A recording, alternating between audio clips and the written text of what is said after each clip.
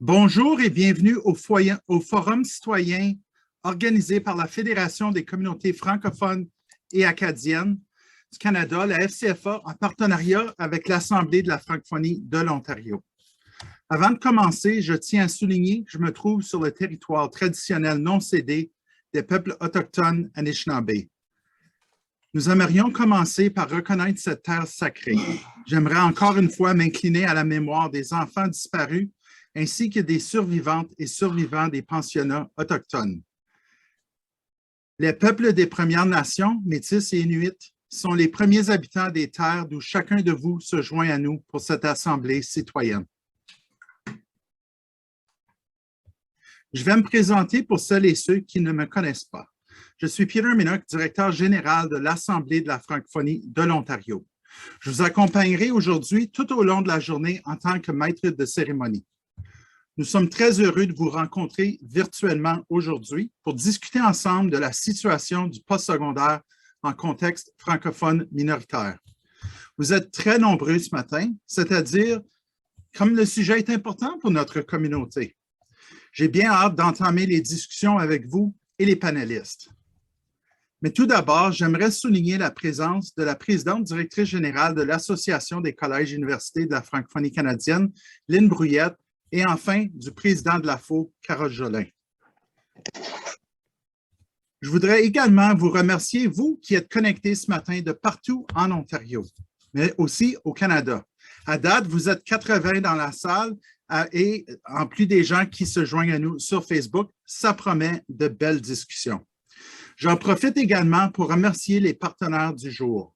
La Fédération des communautés francophones et acadiennes du Canada, la FCFA, l'Association des collèges et universités de la francophonie canadienne, la CEFC, le regroupement étudiant franco-ontarien, le REFO, la Fédération de la jeunesse franco-ontarienne, la FESFO, ainsi que le réseau des ACFO.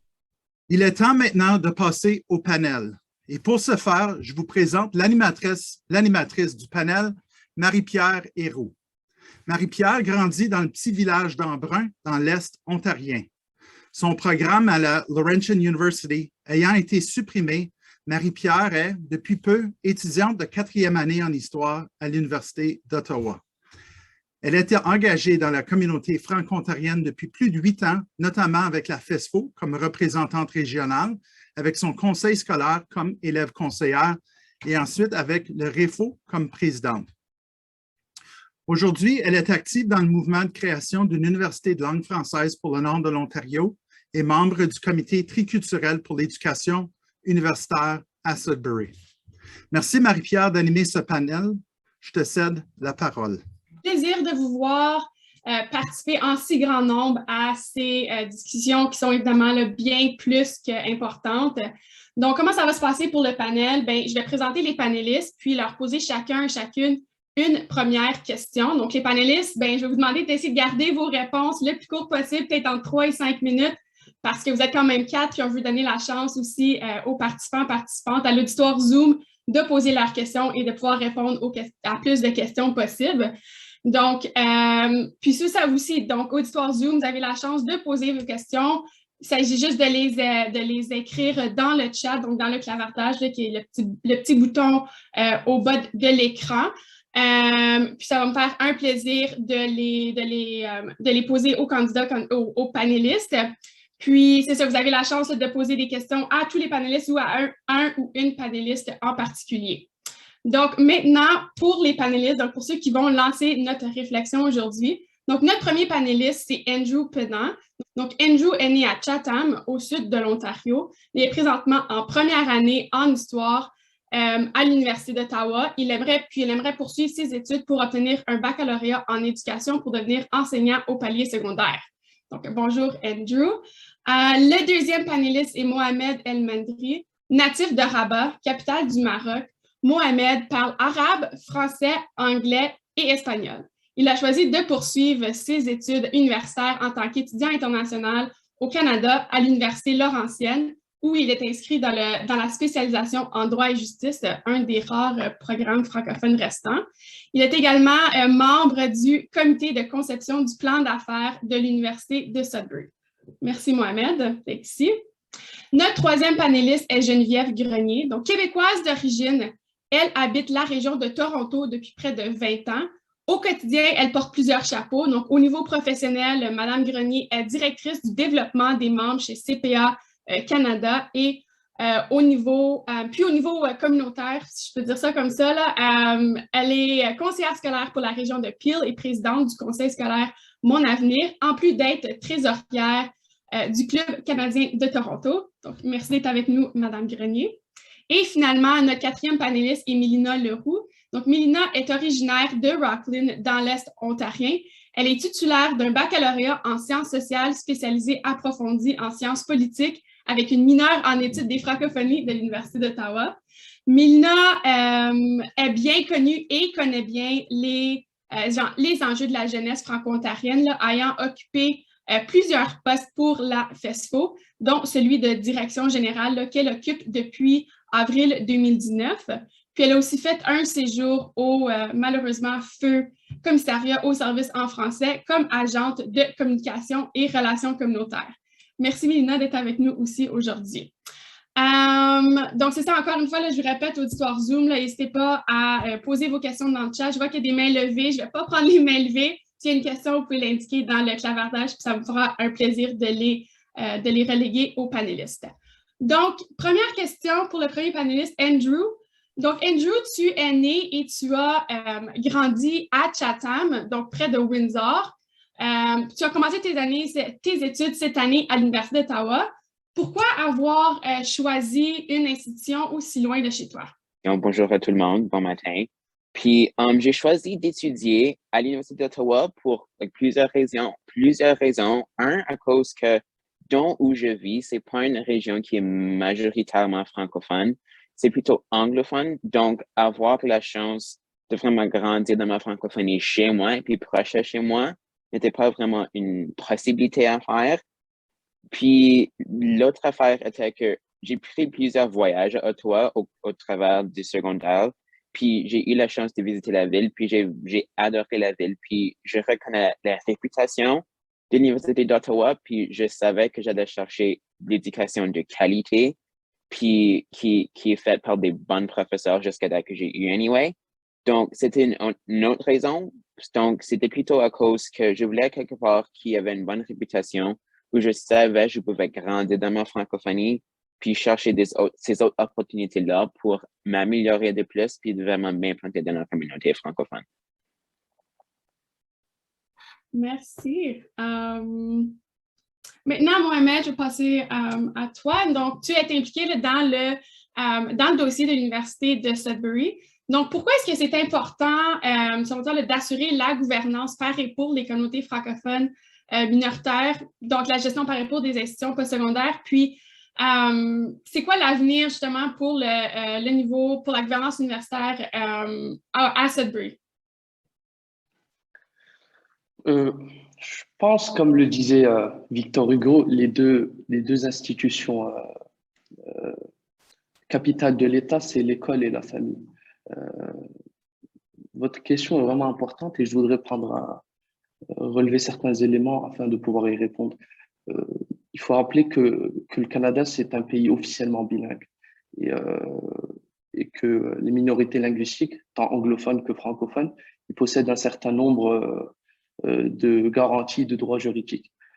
Donc, également, les francophones au Canada représentent à peu près 7 millions, 7,5 millions.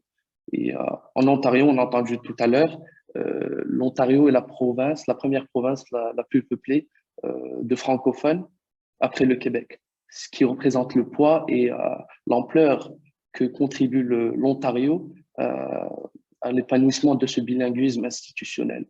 Donc, en effet, assurer une gouvernance par et pour les francophones dans un contexte minoritaire, c'est participer officiellement à l'essor du Canada.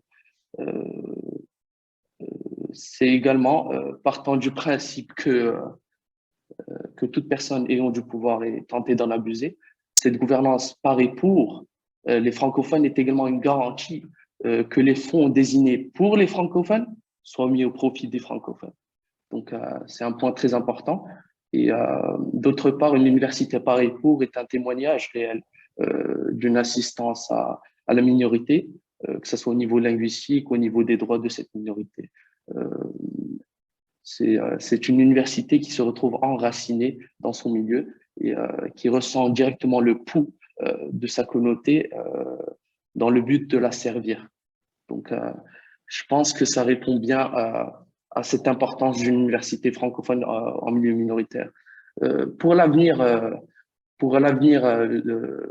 du poste secondaire francophone ici au nord de l'Ontario, je pense qu'on a un projet très ambitieux, celui de l'Université de Sudbury, qui s'est prononcé et qui est en train de mettre tout en place afin de concrétiser ce projet et répondre aux besoins de la communauté qui a subi un tort irréparable suite aux coupures de plus d'une vingtaine de programmes francophones à l'Université Laurentienne. Ben, merci. Puis on sait que pardon, c'est du gros travail qui est en train de se faire à Sudbury, certainement. Donc, troisième question pour notre troisième panéliste. Donc, Geneviève, donc tu baignes dans le monde des affaires depuis assez longtemps. Donc, comment est-ce que les candidats bilingues se démarquent des autres candidats? Puis, c'est quoi un peu les perspectives d'emploi pour ces candidats bilingues-là?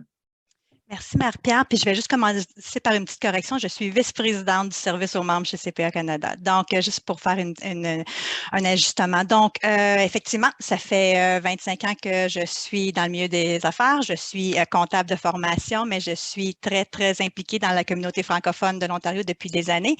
Mais si on regarde aussi au niveau des perspectives d'emploi et ce qui fait qu'un candidat bilingue se démarque, au niveau des perspectives d'emploi. Donc, vous êtes peut-être certains d'entre vous à la recherche d'emploi, vous planifiez le futur. Bien, rapidement, si on regarde, par exemple, la liste des meilleurs employeurs au Canada ou la liste des plus gros employeurs au Canada, on peut voir qu'il y a beaucoup d'organisations qui sont bilingues par nature ou qui ont des places d'affaires au Québec. Donc, si on regarde la liste des meilleurs employeurs selon Forbes, par exemple, on peut regarder que le numéro 3, c'est l'École de la fonction publique. Donc, il y a des besoins de candidats bilingues. Si on regarde la liste des plus gros employeurs, bien, on va par Loblaws, les Couche-Tard qui ont des bureaux effectivement au Québec, Loblaws à travers Provigo, mais aussi Loblaws à son siège social ici à Mississauga. Donc, il y a du mouvement de main-d'œuvre entre les gens du Québec qui viennent travailler ici. Donc, il y a un besoin de candidats bilingues.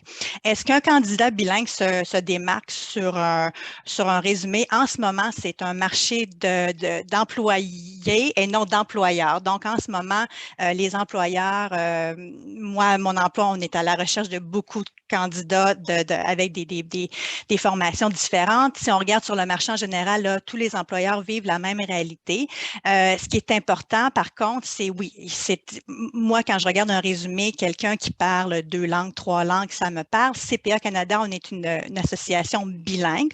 On représente 200 000 membres au Canada. Donc, oui, on apprécie les candidats bilingues. Rappelez-vous toutefois aussi qu'un résumé doit être bien garni. Donc, oui, être bilingue, c'est une chose, mais il faut aussi prouver qu'on s'implique avec la communauté, on est à jour au niveau des tendances technologiques. Mais moi, je pense que à compétence égale, un candidat bilingue va toujours se démarquer. Comme Mohamed le dit, on est un pays bilingue, donc c'est toujours un avantage de parler français. C'est vrai, je peux dire que moi, j'ai reçu des emplois justement parce que j'étais bilingue. Donc, c'est vrai que c'est un grand atout. Maintenant, dernière question, c'est pas la dernière question, mais finalement, pour Mélina, donc tu côtoies la jeunesse vraiment là, à tous les jours. Donc, quand ça vient le temps de choisir une institution postsecondaire, quelles sont les préoccupations principales des élèves francophones en Ontario? Donc, qu'est-ce qu'ils cherchent? Qu'est-ce que la jeunesse franco-ontarienne cherche? Je pense que c'est une question qui est tricky puis qui revient, qui est très individuelle selon les gens, mais il y a des tendances qui reviennent. Ici, on parle souvent de programmes, par exemple. Est-ce que ce que moi je veux faire pour obtenir une job plus tard est offert pour moi? Donc ça, c'est souvent une des premières choses. On parle aussi du coût de la vie. autour de l'institution. Ça, c'est super important. Les jeunes veulent déménager de chez leurs parents pour aller vivre une expérience postsecondaire, que ce soit au collège ou à l'université. Puis Marie-Pierre, t'es un bel exemple. T'es aussi allé, t'es déménagé de chez toi. Mais le coût de la vie, c'est quelque chose qui est super important. Est-ce que je vais payer très cher pour louer un appartement? Est-ce que je vais payer très cher pour me déplacer? Est-ce que ça va me coûter les yeux de la tête pour mon épicerie? Des choses comme ça. Ça, c'est des considérations importantes. Et justement, la distance entre chez soi et la nouvelle institution. Des jeunes comme Andrew font le choix d'aller très loin parce qu'il n'y a rien qui est offert en français dans leur région.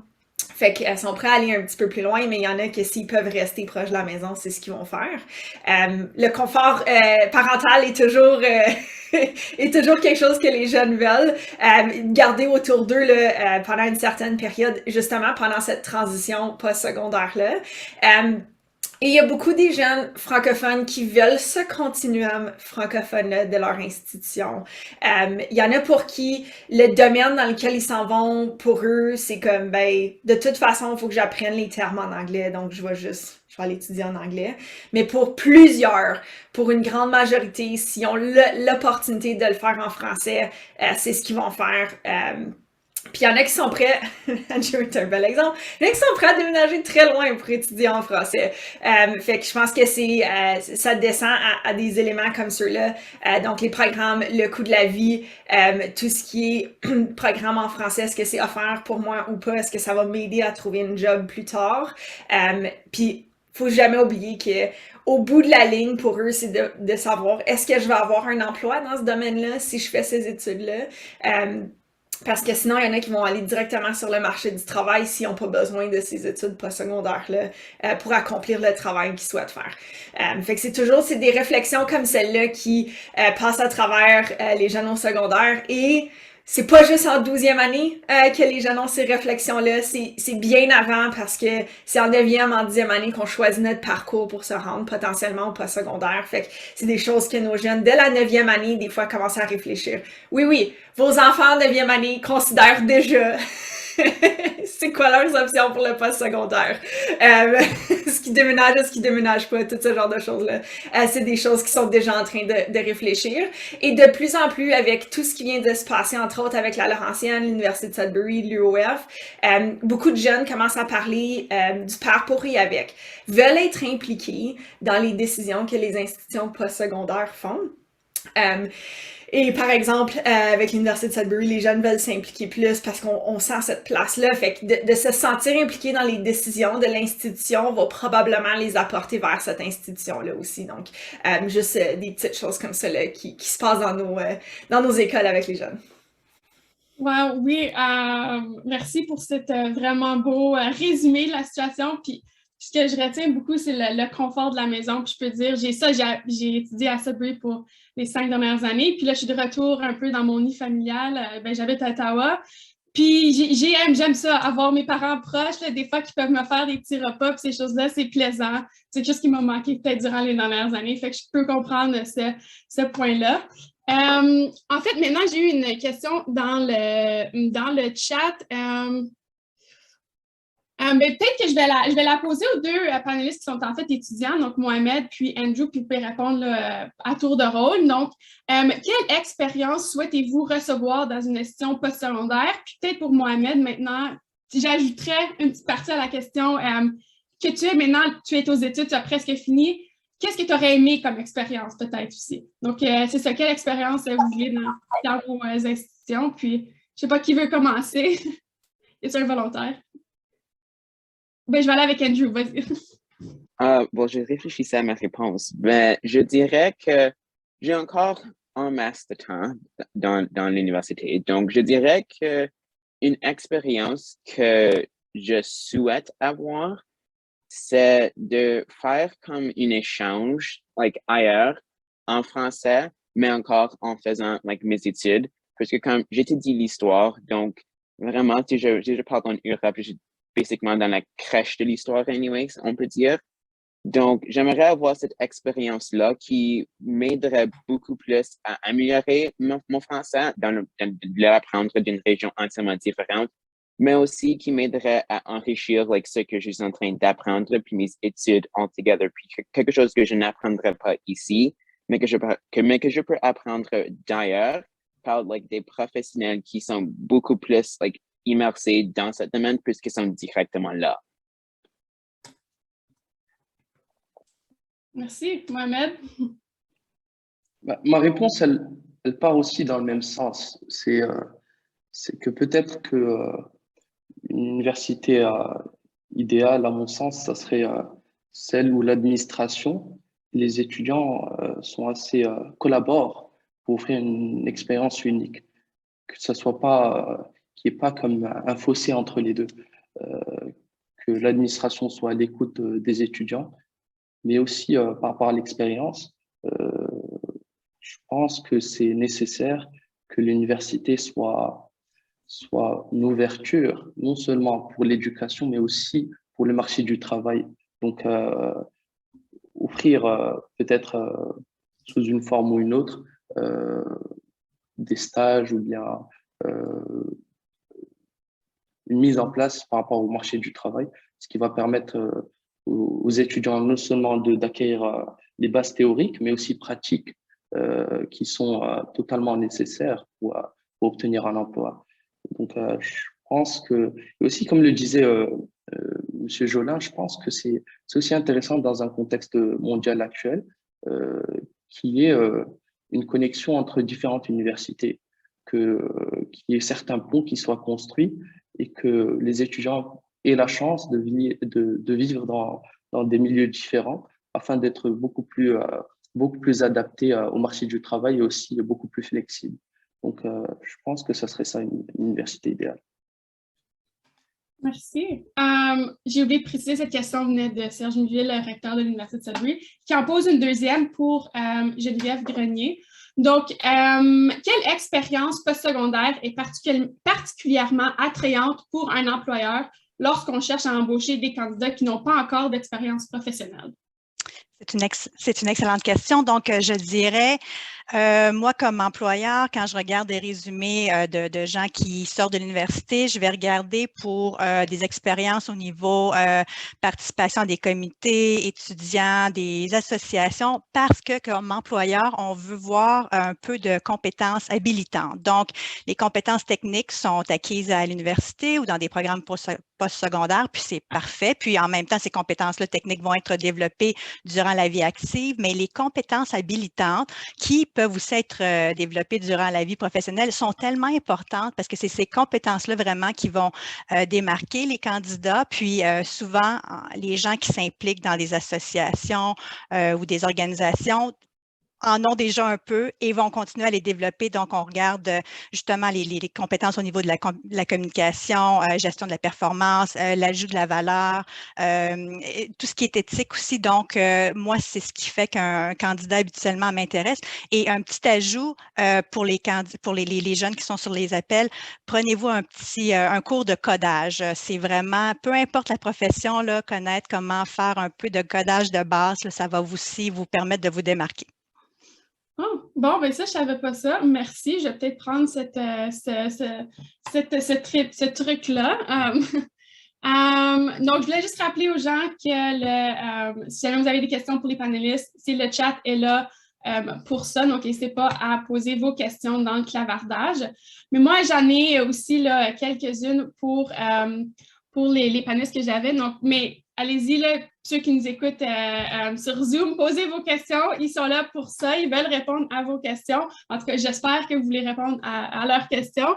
Donc, peut-être, je vais aller avec une autre question pour Mohamed. Donc, tu es étudiant international, donc tu disais que tu es originaire du Maroc. Qu'est-ce qui t'a incité à vouloir poursuivre des études en français en situation minoritaire? Qu'est-ce qui t'a amené à Sudbury? C'est une question très ciblée, hein. Mais je pense que comme la majorité des étudiants qui viennent de l'extérieur du Canada, qui choisissent d'y étudier, c'est tout d'abord comme une décision qui est faite après une longue réflexion et que c'est à partir de certains critères qui viennent répondre à nos propres besoins qu'on décide d'étudier dans tel ou tel milieu. Mais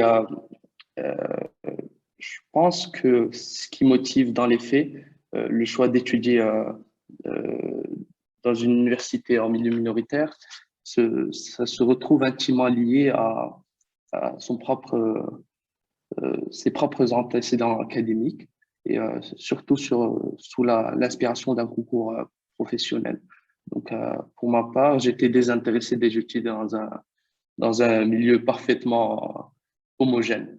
Il n'était pas question d'étudier dans un pays entièrement francophone ou anglophone. Autrement, je serais parti aux États-Unis ou en France, cherchant une certaine différence, un milieu enrichi par la diversité humaine et linguistique. Pour moi, c'était une université qui proposait une éducation francophone en milieu minoritaire. C'était une forme de valeur ajoutée. Je pense que c'est une sorte d'interdisciplinarité qui se fait naturellement. Naturellement entre deux productions, deux industries, si vous voulez. C'est une chance, en fait, d'avoir accès au développement et à la recherche faite du côté anglophone, mais aussi francophone, et qui viennent cohabiter sous le même toit, qui n'est celui que de la sagesse. Donc, c'était fascinant pour moi. Si Andrew, tu voulais ajouter sur est-ce que l'aspect recherche est quelque chose d'intéressant? Donc, je vais répéter la question. Donc, est-ce que l'aspect recherche peut t'attirer dans une université en particulier? Es-tu capable d'ouvrir... Non, attends, c'est pas qu'il faut qu'il... OK. Voilà, OK. Donc, je dirais que définitivement oui. Petit retour, lorsque je postulais au postsecondaire, c'était quelque chose c'était un facteur qui était important pour moi, que faire la recherche dans mon domaine, puis avoir les opportunités de faire la recherche, c'était quelque chose d'important. Donc, c'était quelque chose qu'il fallait que je faisais ma recherche avec. Puis, il y avait une université, je crois que c'était McMaster, qui ont accès à des artefacts, puis tout un édifice dédié spécifiquement pour faire la recherche ou pour faire tes études, pour t'aider beaucoup plus. Donc, c'est quelque chose qui m'a aidé. L'Université d'Ottawa en a une similaire aussi. Donc, je pense pas que nous en a un, mais c'était quelque chose qui était important parce que j'adore l'histoire, un. Puis deux, j'aimerais avoir la chance de développer une de mes propres théories une journée, puis avoir une de mes propres thèses. Oh, merci pour la réponse. Donc, là, je suis en train de regarder dans le chat, regarder les bons messages. Puis, j'ai eu une question de Philippe Tivierge. Donc, ça, je vais la laisser ouverte à tout le monde. Puis, peu importe le panéliste qui veut répondre, peut répondre. Donc, y a-t-il des inquiétudes concernant le déclin de la proportion de francophones dans la population et ce que cela représente quant à la place du français sur le marché du travail?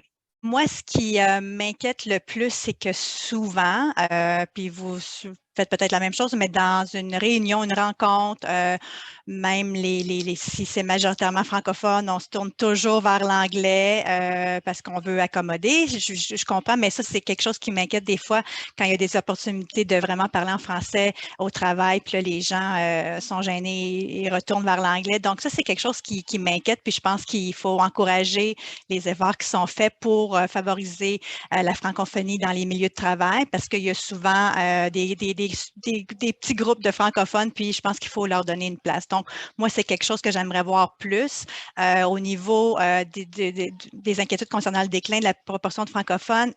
Oui, c'est inquiétant. Les institutions secondaires, c'est une place justement pour parler de l'importance du français, pas seulement comme langue d'apprentissage, mais aussi comme milieu de vie, milieu culturel. Donc, ça, c'est des choses qu'on doit continuer à faire et à encourager. Merci. Puis j'ai vu que Mélina avait levé la main. Je ne sais pas si vous voulez ajouter. Bien, puis je pense que il y a comme un petit peu ce cycle-là de... Là, je vais essayer de juste retrouver la question. Le déclin de la proportion francophone, est-ce que ça représente quant à la place du français sur le marché du travail? Moi, j'ai l'impression que pour plusieurs de nos jeunes, tant qu'ils sont pas confrontés à un espace où ils ont besoin de leur français, où ils se sentent, où ils ont besoin de leur français, puis là, je parle à l'extérieur des murs de l'école. Je veux juste que ça soit clair.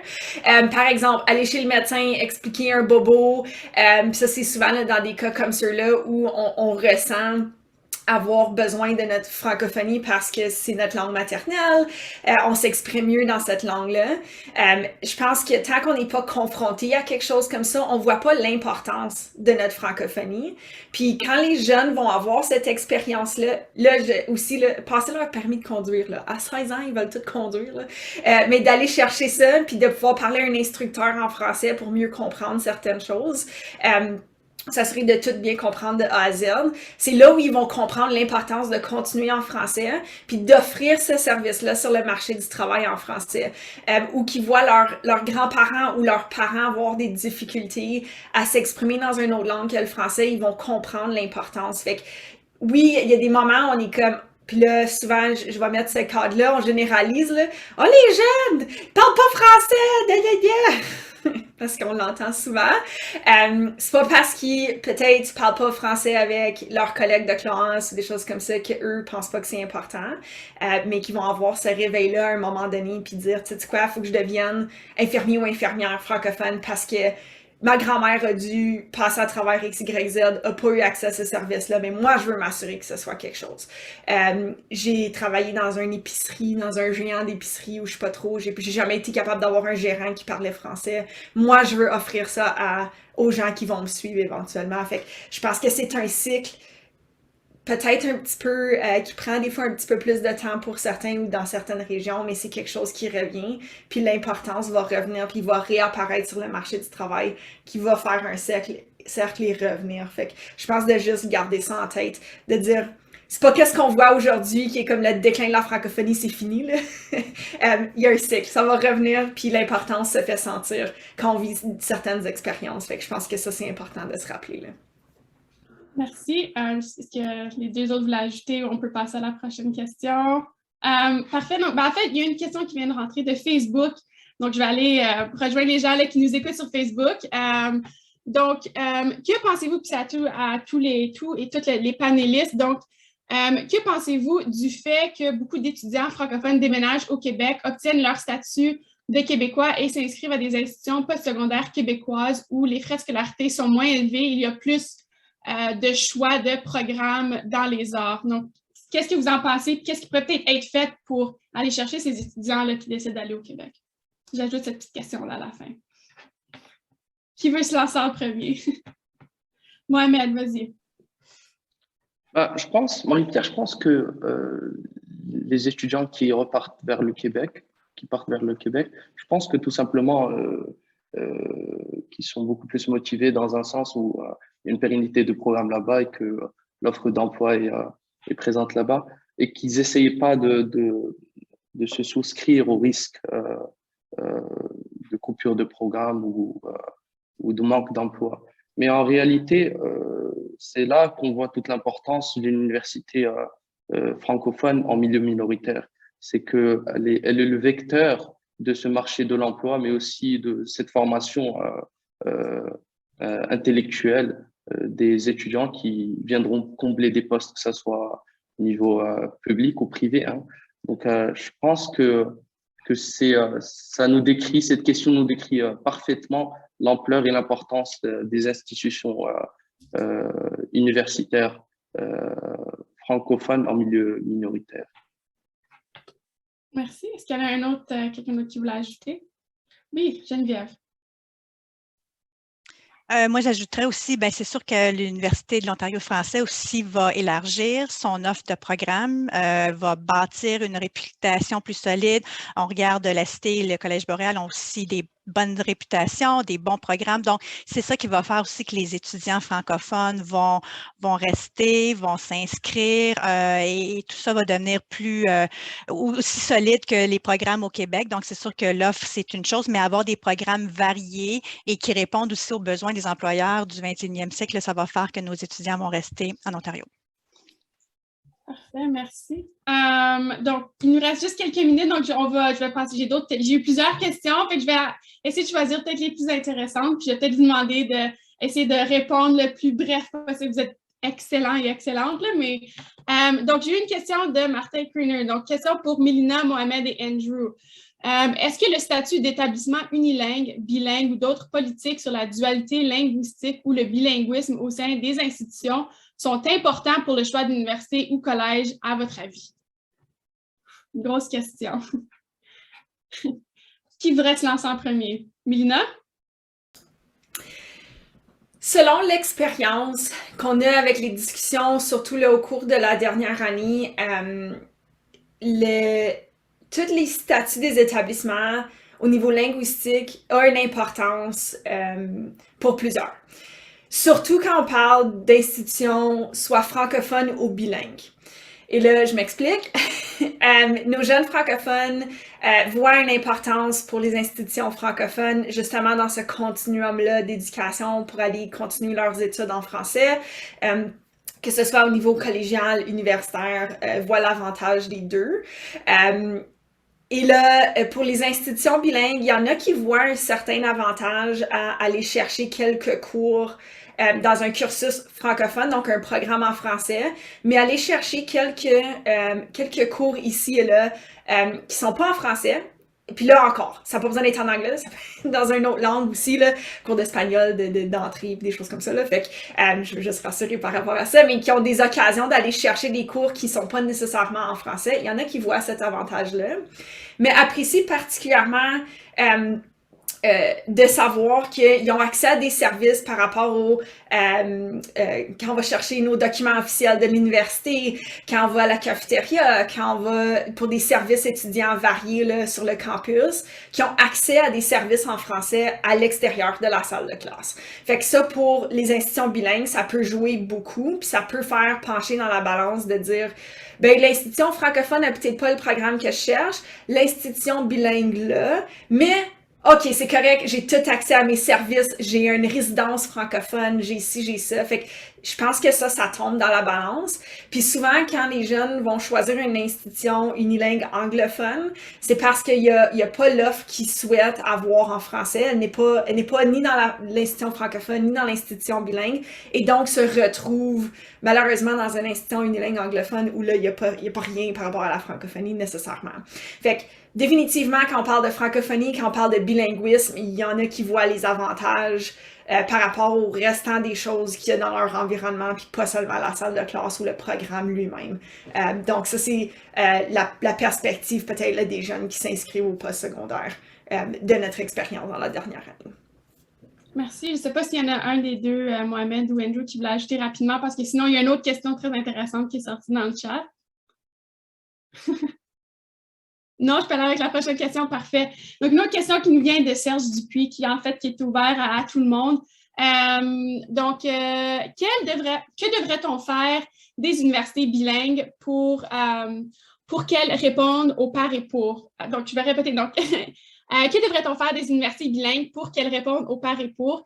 Et quel nouveau programme devrait-on créer pour augmenter la proportion d'élèves qui étudient en français, parce qu'on sait qu'il y a plusieurs étudiants francophones qui vont étudier en anglais. Qui veut se lancer en premier? Ce serait probablement notre dernière question. Vas-y, Mohamed. Je pense que certainement, il y aurait certaines difficultés, je dirais, à mon avis, de ces institutions bilingues à vouloir entraver les universités unilingues. Parce qu'il ne faut pas oublier que ces universités-là, pour des raisons financières, reçoivent des subventions du gouvernement pour demeurer bilingues, que ce soit pour assurer les programmes ou bien pour assurer les services en français. Donc, je pense que oui, il est possible qu'il y ait une entrave dans ce côté-là, mais c'est unilingue ou bilingue, c'est un style de gouvernance. C'est le style par lequel on va diriger et mettre en place cette université. Donc, ça appartient à l'aspect de gouvernance où une université unilingue se réfère à l'offre et à sa pérennité, alors qu'une université bilingue se réfère au service plutôt. Donc, je pense que c'est cette nuance-là qu'il faudrait saisir et qu'une institution unilingue francophone est surtout là pour la pérennité de la francophonie dans un contexte minoritaire. Merci. Est-ce qu'il y en a d'autres qui voulaient ajouter? Ça va être la dernière question. Donc, s'il y a eu autre chose à dire, c'est le temps de le faire avant qu'on aille à la pause. Donc, je répète la question. Là, donc, qu'est-ce qu'on doit faire des universités bilingues? Puis, en fait, peut-être, Mélina, je dirigerai la deuxième partie de la question vers toi qui demandait par rapport juste rapidement là, au programme, quel programme qui intéresse les étudiants. Peut-être quelques mots là-dessus, puis après ça, on va aller à la pause. Excellent. Ben, merci beaucoup, Marie-Pierre, de me slider cette dernière partie-là. Dans la dernière année, je sais que la FESFO, on a sondé nos membres par rapport à ça, puis il y a une montée assez intéressante pour tout ce qui est les programmes qui sortent des STEM. Donc, tout ce qui est sciences, maths, génie, des choses comme ça, c'est définitivement des choses qui intéressent de plus en plus les jeunes. Puis c'est encore de plus en plus présent dans nos écoles aussi. Fait qu'étant des priorités du ministère de l'Éducation, ça fait que les jeunes s'intéressent de plus en plus. Puis justement, avec nos jeunes élus, il y en a beaucoup qui sont dans des programmes avancés en mathématiques, puis ils capotent, ils trippent. C'est vraiment le fun. Eux autres aiment ça. Moi, j'aime pas ça. Mais eux autres aiment ça. Fait que je pense que de se pencher, de considérer tout leur intérêt ou cet intérêt-là des dernières générations par rapport à la technologie, par rapport aux mathématiques, par rapport au génie, par rapport aux sciences pures, je pense que ça peut jouer gros. Puis là encore, pour ceux qui ont suivi des programmes dans les humanités, on n'est pas en train de dire de se débarrasser des humanités. Sont importantes, mais juste qu'il y a un intérêt qui prend beaucoup plus de place par rapport à tout ce qui sort des STEM. Donc, de juste avoir ces considérations-là, je pense que c'est important de garder en tête pour nos institutions puis dans les offres de programmes qu'on fait à nos jeunes. Donc, c'est ça. Parfait. Merci, Mélina, pour ces beaux mots de la fin qui concluent notre panel. Donc, je tentais vraiment à remercier chacun de vous, chaque panéliste, d'avoir pris le temps, d'avoir accepté l'invitation de se joindre à notre panel. Je pense que vous avez extrêmement bien lancé la journée de réflexion qu'on entame aujourd'hui.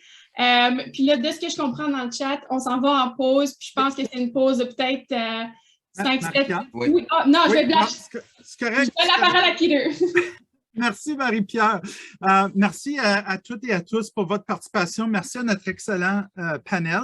Je trouve que les discussions sont très intéressantes et j'ai hâte d'entendre ces discussions-là se poursuivre en sous-groupes régionaux. Donc, merci beaucoup, puis on se revoit à 10h55.